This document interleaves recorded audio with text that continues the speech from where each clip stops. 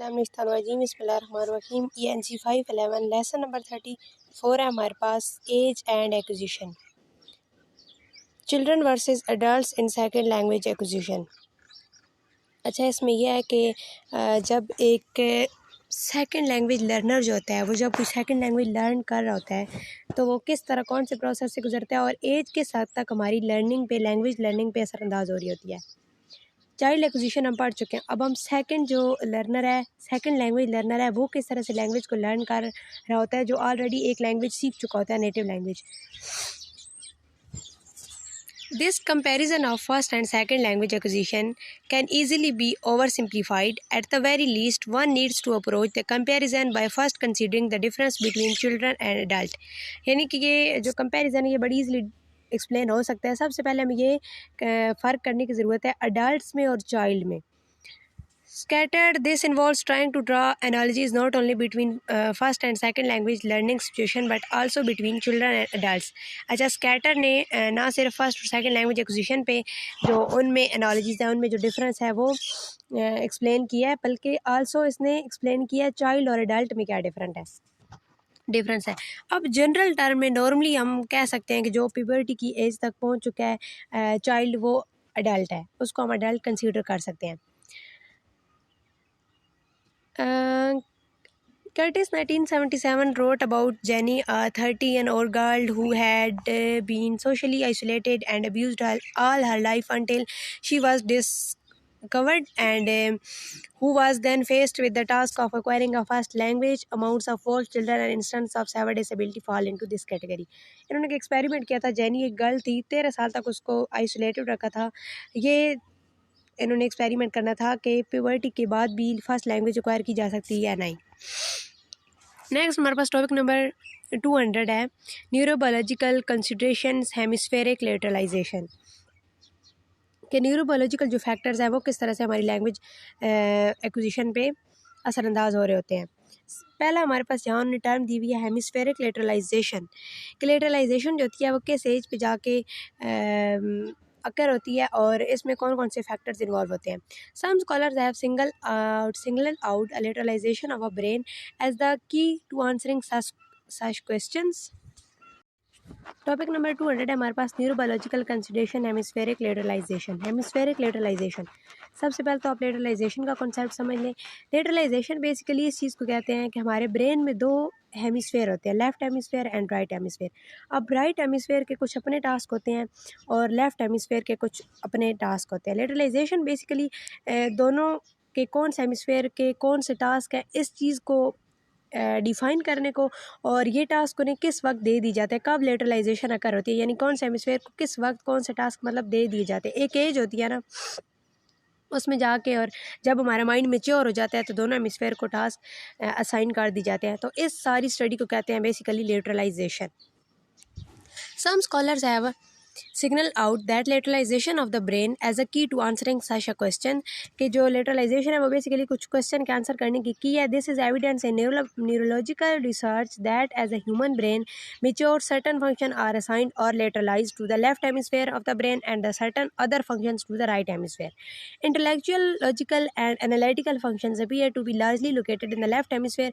अब इन्होंने बताया हुआ है कि जब हमारा माइंड मेच्योर हो जाता है तो कुछ जो फंक्शंस होते हैं वो असाइन कर दी जाते हैं लेफ्ट हेमिस्फेयर को और जो अदर्स होते हैं वो राइट हेमिस्फेयर को। अब इन्होंने बताया हुआ कौन कौन से फंक्शंस होते हैं, जैसे कि इंटेलेक्चुअल, लॉजिकल और एनालिसिस वगैरह के एनालिटिकल जो फंक्शन होते हैं वो होते हैं लेफ्ट हेमिस्फेयर को कर दिए जाते हैं असाइन, और राइट हेमिस्फेयर को दूसरे कंट्रोल दे दी जाते हैं जैसे कि इमोशनल और सोशल नीड्स वगैरह।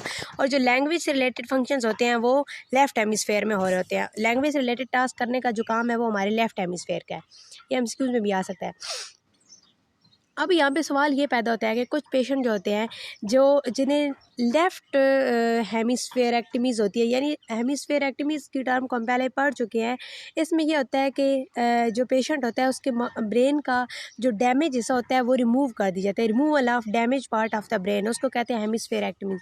तो अब जिन पेशेंट के लेफ़्ट हेमिस्फेयर से रिमूवल होता है वो भी लैंग्वेज से रिलेटेड जो टास्क हैं वो बिल्कुल नॉर्मली परफॉर्म कर रहे होते हैं। और इसके बरक्स ऐसा भी होता है कि जिनके लेफ़्ट हेमिस्फेयर में जब कोई एक्सीडेंट वगैरह होता है तो उनके लेफ़्ट हेमिस्फेयर में जब ब्रेन डैमेज होता है तो वो लैंग्वेज से रिलेटेड टास्क नहीं कर पा रहे होते, इसके काबिल नहीं रहते हैं। तो यहाँ पे यानी कि कंट्रोवर्सी है कि सारे लैंग्वेज टास्क लेफ़्ट हेमिस्फेयर ही कर रहा होता है या कुछ राइट हेमिस्फेयर के पास भी होते हैं। अब हमारे पास यहाँ पे एक कॉन्सेप्ट और दिया गया है, Mylar Whittaker's conclusion of over 20 years ago still stands. Enough data have accumulated to challenge the simple view that the left hemisphere is language hemisphere and the right hemisphere does something else. ये फिर वही उसी बात को कह रहा है. While questions about precisely how language is lateralized in the brain are interesting indeed, a more crucial question for second language researcher has centered on when lateralization take place. अब सवाल ये पैदा होता है कि lateralization किस एज में take place होती है and whether not that lateralization process affects on language acquisition, और ये लैंग्वेज एक्विजिशन को किस हद तक असरअंदाज कर रही होती है. During Elsinberg 1967 and others suggested that lateralization is a slow process that begins around the age of 2. अब इन लोग का यूरिक एल्सिनबर्ग का ये कहना था कि जो लेटरलाइजेशन है ये 2 years के बाद होती है और प्यूबर्टी तक यानी कि हमारे हेमिस्फेयर को फंक्शंस जो होते हैं वो असाइन कर दिए जाते हैं. टॉपिक नंबर 201 हमारे पास एंथ्रोपोलॉजिकल एविडेंस. अच्छा, एंथ्रोपोलॉजिकल में सोशल रिलेशंस आ जाते हैं, ह्यूमंस रिलेशंस, इन्वायरमेंटल रिलेशंस, ये सारे फैक्टर एंथ्रोपोलॉजिकल में आ जाते हैं.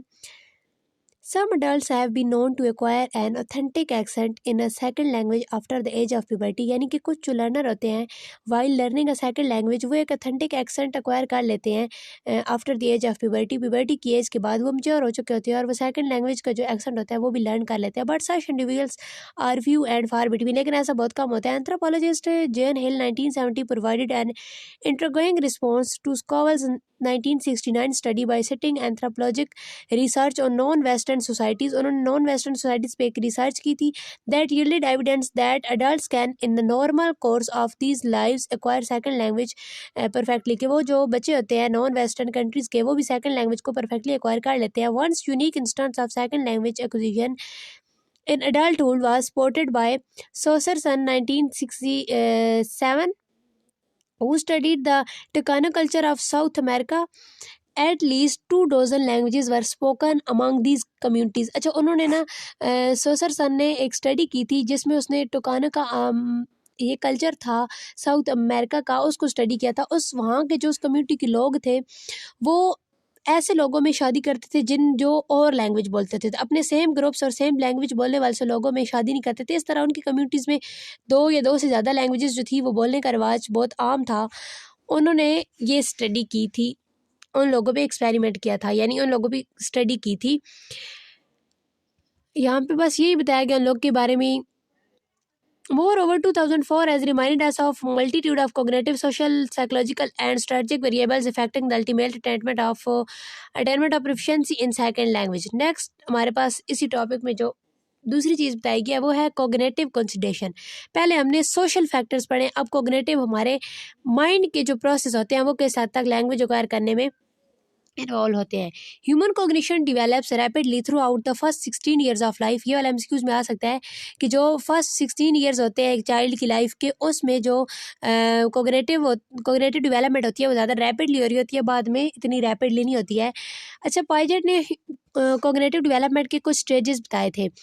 उसके मुताबिक सेंसरी मोटर स्टेज होता है बर्थ थ्रू 2 ईयर्स तक, फिर होता है प्री ऑपरेशनल स्टेज 2 से 7 ईयर तक, फिर ऑपरेशनल स्टेज होता है 7 to 16 ईयर्स तक, फिर कंक्रीट ऑपरेशनल स्टेज होता है 7 to 11 year, and then formal operation stage होता है 11 to 16 year. A critical stage for a consideration of the effect of age on second language acquisition appear to occur in Piaget's outline at puberty age 11 in his model. उसके मुताबिक जो 11 के बाद जो है वो प्यूबर्टी एज होती है और इससे पहले वो क्रिटिकल पीरियड होता है.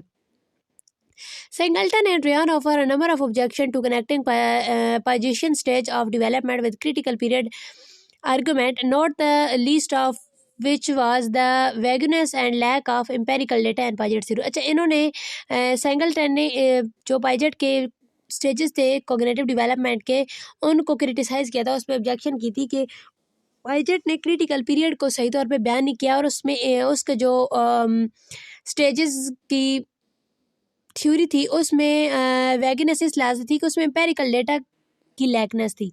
टॉपिक नंबर 202 है हमारे पास interference between first and second language, कि हमारी जो फर्स्ट लैंग्वेज होती है वो किस तरह से while learning a second language interfere कर रही होती है।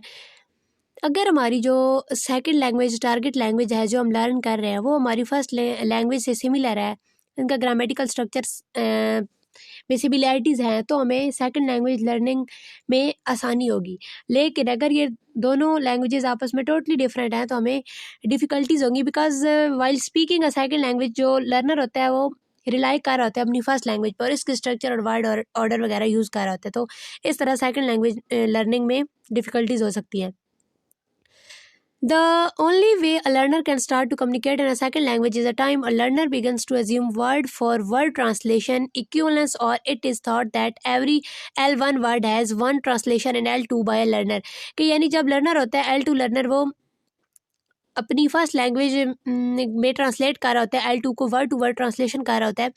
When a learner of second language want to write or speak in a target language, they tend to rely on their first language structure. If the structure are different, then a lot of errors occur in L1। यानी अगर दोनों languages का structure different होगा तो ज़्यादा error होंगी। Thus it indicate that interference of first language and second language, तो इससे जो है वो इंटरफेयर कर रही होती है हमारी फर्स्ट लैंग्वेज वाइल लर्निंग का second language. Next topic number 203 हमारे पास issues in first language acquisition revisited. ये हम पहले भी पढ़ चुके हैं कि फर्स्ट लैंग्वेज एक्वायर करते वक्त कौन से इशूज़ होते हैं। यहाँ पे 3 इशूज़ बताए गए हैं मेन जो है। इशू 1 है हमारे पास position meeting the criteria for a scientific theory. Chomsky's innateness position seems to meet a convincing criterion for a scientific theory. Chomsky का जो नेटनेस का यानी कि कॉन्सेप्ट था वो कन्वेंसिंग है यहाँ पे criterion for specific scientific theory के लिए, मतलब कन्वेंसिंग है। It covers aspects of some other theories, ये कुछ और थ्योरीज के एस्पेक्ट्स को भी कवर करता है।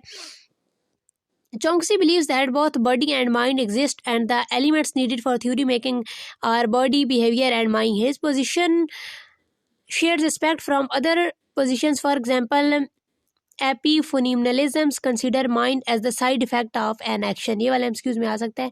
इशू 2 है हमारे पास child's logical thinking. Piaget spot the child's logical thinking which is attributable to his third stage of development called concerned operational period। ये एमसीक्यूज में आ सकता है कि जो पाइजेट का जो एट्रीब्यूटल स्टेज था, थर्ड स्टेज था एट्रीब्यूटेबल, उसको कंसर्न्ड ऑपरेशनल पीरियड कहते हैं, और ये कब तक होता है? Around 7 to 11 years. नेक्स्ट हमारे पास इशू 3 है the origins of language. First we refer to Chomsky position and then to that of Vygotsky. Chomsky ने नेटनेस का कॉन्सेप्ट दिया था और वाइजस्की ने उसके अगेंस्ट उसने कहा था कि इंटरेक्शनल फैक्टर इन्वॉल्व होते हैं while learning a language, and उसमें उसने सोशल फैक्टर्स बताए थे। आगे टॉपिक नंबर हमारे पास 204 है order of acquisitions. The order of acquisition is a concept in a language acquisition describing the specific order in which all languages learner acquire the grammatical feature of their first language. This concept is based on the observation that all children acquire their first language in a fixed universal order। अच्छा, इसमें ये है कि जो first language acquire करते वक्त जो all over the world जो चिल्ड्रन है वो सेम ऑर्डर्स को फॉलो कर रहे होते हैं, वो यूनिवर्सल ऑर्डर होते हैं रिगार्डलेस ऑफ द स्पेसिफिक। हालांकि हर जो लैंग्वेज है उसकी ग्रामर ग्रामेटिकल स्ट्रक्चर डिफरेंट है, but regardless of the use the specific grammatical structure of the language they learn.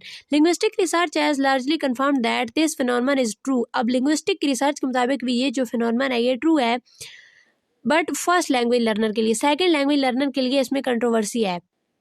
There is a research to suggest that the most SLA learner begin their learning process with a silent period। और जो SLA learners होते हैं जो second language को acquire कर रहे होते हैं वो साइलेंट पीरियड से ही लर्निंग स्टार्ट कर रहे होते हैं। साइलेंट पीरियड वो होता है कि जहाँ पे वो सिर्फ लैंग्वेज को सुन रहे होते हैं, लिसन कर रहे होते हैं, अभी वो बोलने के काबिल नहीं होते हैं सेकंड लैंग्वेज को, और इससे वो सेल्फ टॉक भी कहते हैं। लेकिन कुछ ऐसे भी लर्नर होते हैं जो विदाउट सेल्फ टॉक, या इस टर्म को यहाँ पे लैंग्वेज शॉक का भी नाम दिया गया है, उसके बगैर भी यानी कि कम्युनिकेशन डायरेक्ट कर लेते हैं। ये सेल्फ टॉक वगैरह का जो कॉन्सेप्ट है ये एमसीक्यूज में पूछा जा सकता है। However, research has shown that many silent learners are engaging in private speech, sometimes called self-talk. While appearing silent, they are rehearsing important survival phrases, lexical chunks। यानी कि कुछ वो फ्रेजेस वगैरह को खुद सी बोल रहे होते हैं और खुद ही सुन रहे होते हैं। Learners have no silent period, कुछ जो ऐसे होते हैं जिनका कोई साइलेंट पीरियड नहीं होती, यानी कि वो सेल्फ टॉक नहीं करते, डायरेक्ट कम्युनिकेशन में इंगेज हो जाते हैं। बस इस टॉपिक में यही बताया गया है। Grammar of target language is also simplified and the learner begin to construct an understanding of the second language, often attempting sentence that mix words or phrases from both their first and second language। यानी कि जो sentence making है वो second और first language दोनों में इस तरह होती है, वहाँ पे वर्ड्स को मिक्स करना होता है और यानी कि वर्ड को एक वर्ड ऑर्डर में अरेंज करके हम सेंटेंस मेकिंग कर सकते हैं।